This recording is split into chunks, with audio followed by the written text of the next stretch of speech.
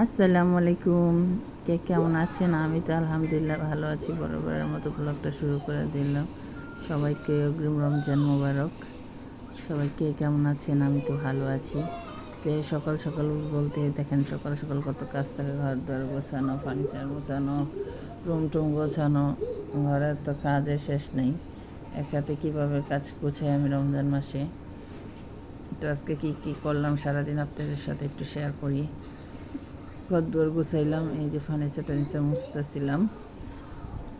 একদিন পরপর ফার্নিচার মুছি, প্রচুর ধুলা পড়ে যায়, ফার্নিচারের অবস্থা একদম 12টা বেজে যায়। চব্বিশ টব্বিশে সব ধুলা টুলা পড়ে যায়, একদিন পরপর মুছি, তারপরে এই অবস্থা। তো ঘরে ফার্নিচার গোছায় রাখলেও সুন্দর লাগে, মুছে টুছে রাখলেও সুন্দর লাগে। যে এখানকার ঘর দুয়ার গোছানো শেষ হয়ে গেলে যাবো রান্নাঘরে এলোমেলো হয়ে আছে।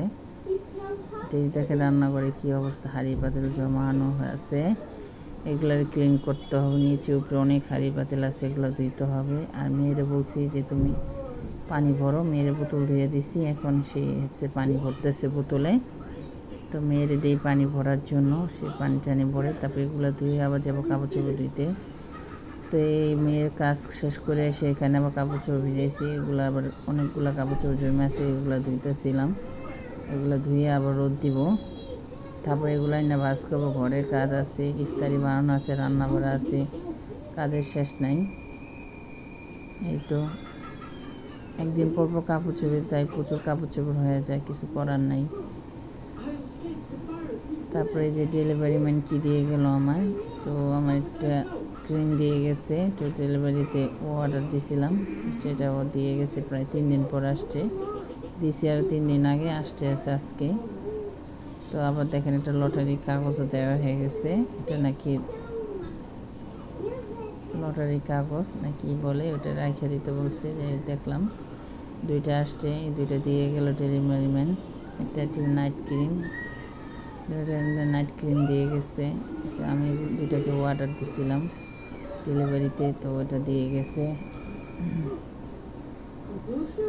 এই তো যাই হোক, বিকেলবেলা মেয়েরে নিয়ে একটু বাইরে, মেয়ে বলতেছিল মা বাহিরে যাই, তো মেয়েরে নিয়ে একটু বাইরে গিয়ে মেলার কাছে, বাড়ির কাছে একটু মেলা ছিল, তো মেয়েটারে একটু মেলা থেকে হাঁটায় নিয়ে আসলাম।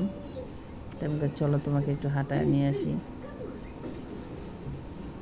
তো আমার মেয়ে খুব মজা করে এটার ভিতরে উঠতে, যতবার যায় ততবার একটু এটা ওঠার জন্য বেশি শেষ করে যাওয়া যায়, চুরকিতে ওঠার জন্য। তো চুরকি ছিল না, তো এটার ভিতরে উঠেছি মেয়েরে।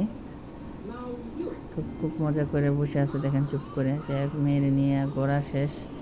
বললাম আম্মু আমি বিকাল, বলে আমি একটু ফুচকা খাবো। আচ্ছা আমি চলো ফুচকা কিনে, ঝাল ছাড়া ফুচকা দিছি। তো মেয়ের ফুচকা কিনে দিতেছিলাম, খাওয়াইতেছি। ফুচকা অর্ডার দিছি, বেশি নিই নেই, 4টায় বড় বড় 20 টাকার ফুচকা নিছি, যেহেতু মেয়ে খাবে।